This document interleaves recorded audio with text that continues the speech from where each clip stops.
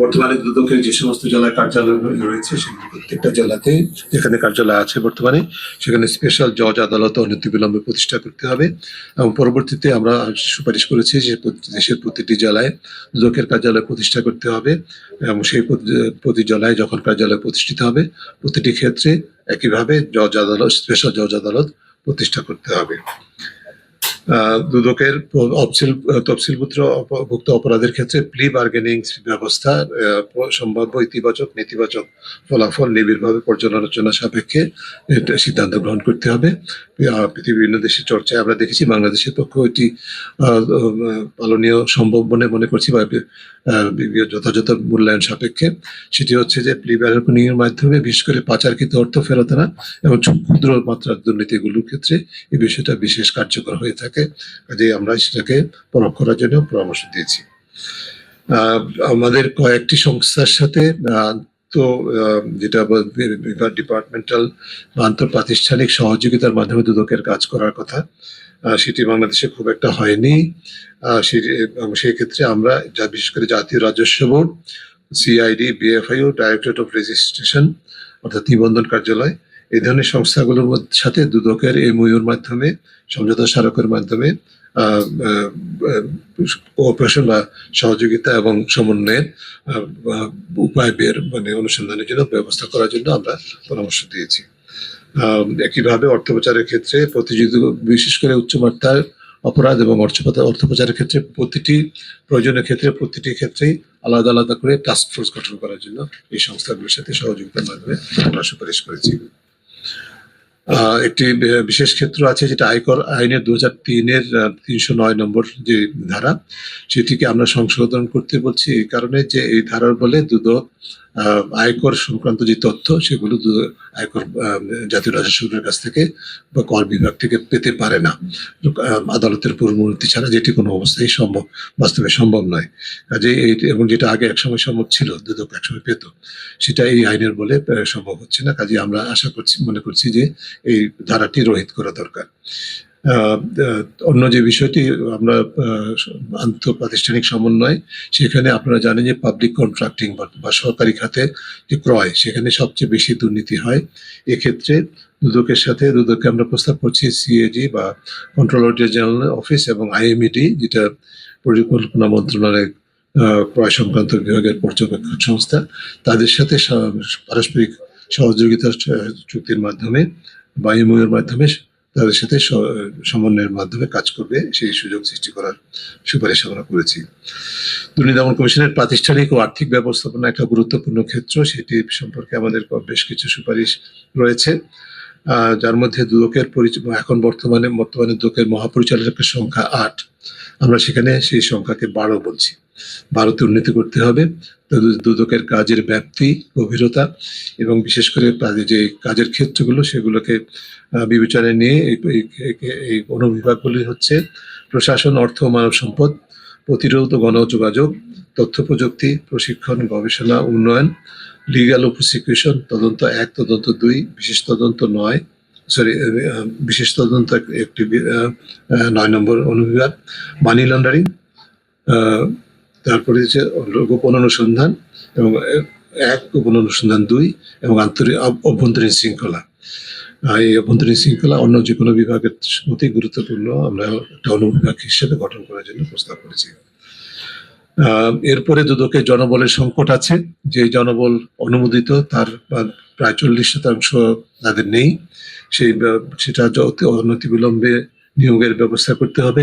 আমরা যেই অনুবিভাগের প্রস্তাব করেছি 12টি, সেই অনুযায়ী জনবল কাঠামো নতুন করে ঢেলে সাজাতে হবে এবং তদ অনুযায়ী অনতিবিলম্বে তাদের প্রয়োজনীয় জনবল নিয়োগের ব্যবস্থা নিশ্চিত করতে হবে। এরপর হচ্ছে নিয়োগ, দুদকে নিয়োগের ক্ষেত্রে বিশেষ করে সচিব এবং অন্যান্য পদে নিয়োগের ক্ষেত্রে আমরা যে প্রস্তাবনা করেছি, আপনারা জানেন যে সচিব সরকার থেকে প্রেষণে প্রেরণ করা হয়, যদিও আইনগতভাবে আছে দুদক সচিব নিয়োগ থেকে, কিন্তু সেটা বাস্তব প্রয়োগ হয় নাই। আমরা যেটা প্রস্তাব করছি সেটা হচ্ছে যে দুদকের সচিবের নিয়োগের ক্ষেত্রে প্রতিযোগিতামূলক এবং উন্মুক্ত প্রক্রিয়া বিধান করতে হবে।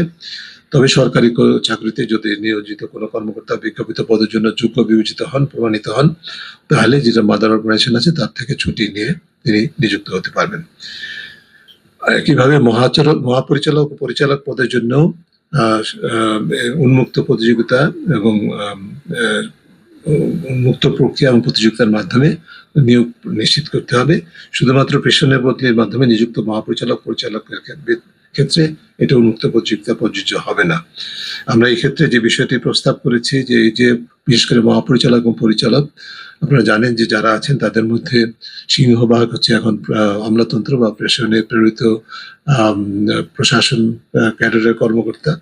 সেই জায়গায় আমরা যেটা বলছি যে প্রথমত যেটা বলছি যে 60% মহাপরিচালকের পদ এবং 75% পরিচালকের পদ যারা দুদকে কর্মরত জনবল আছে তাদের মধ্যে থেকে যোগ্য প্রার্থী ক্ষেত্রে এক ধরনের কোটা পদ্ধতি চালু করতে হবে এবং বাকি পদগুলো উন্মুক্ত প্রতিযোগিতায়, তারা অবশ্যই উন্মুক্ত প্রতিযোগিতার মানদণ্ডে যোগ্য বিবেচিত হবেন।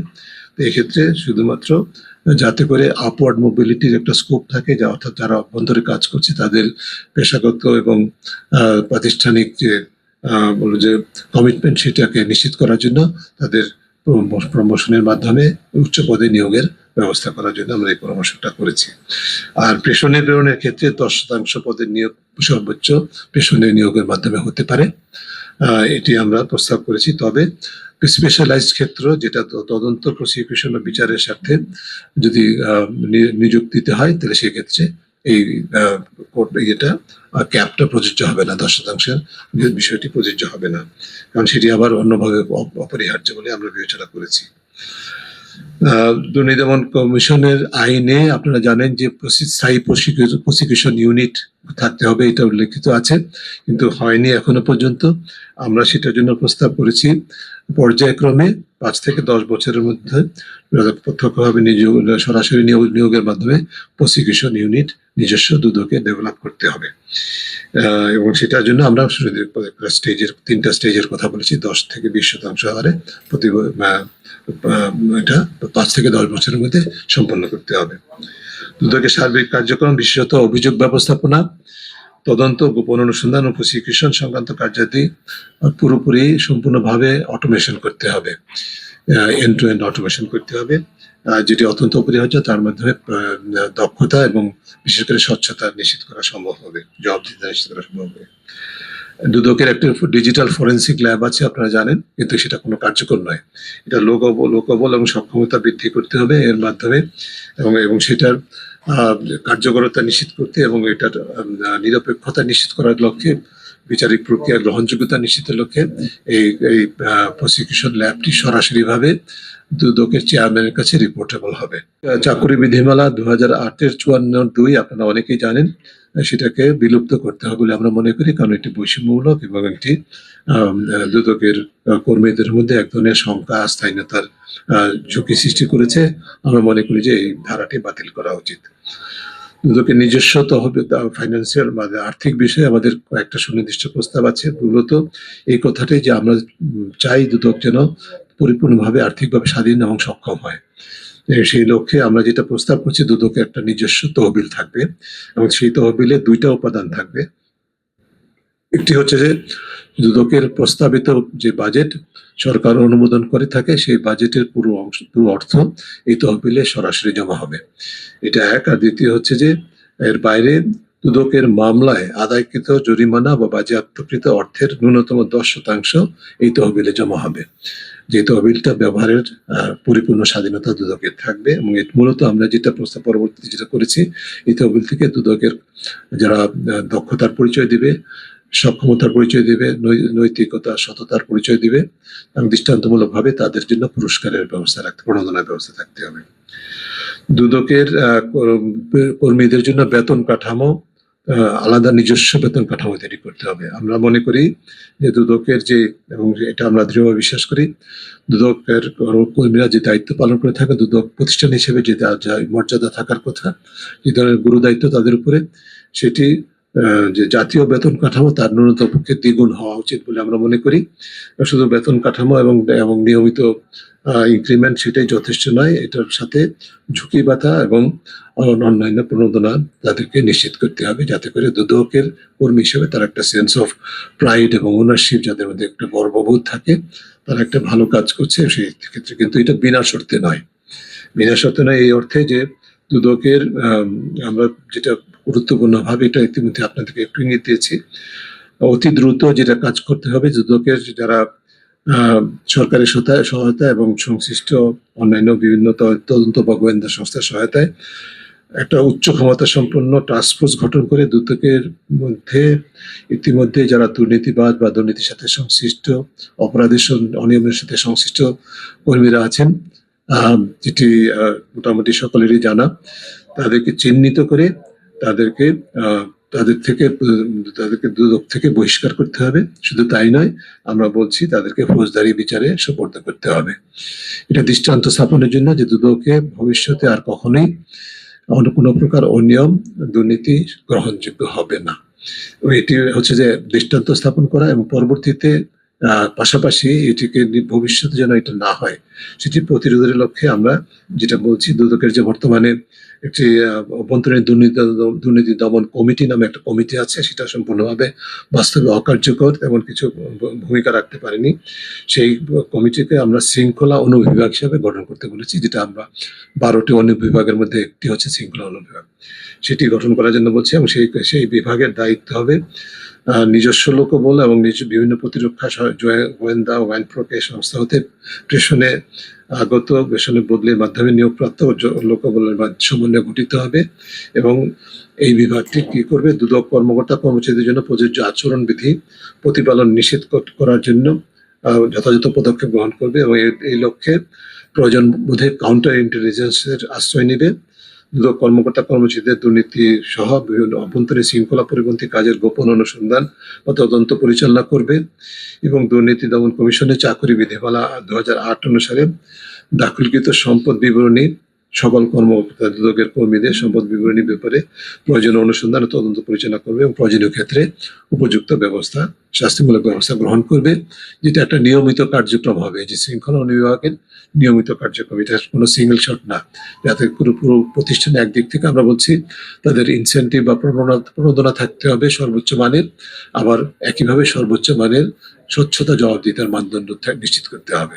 এটার দুইটির সমন্বয়ে প্রতিষ্ঠানের কর্মীদের মধ্যে আমরা একটা কার্যকর ভূমিকা পালন করতে পারবে, এটা আশা করতে পারি।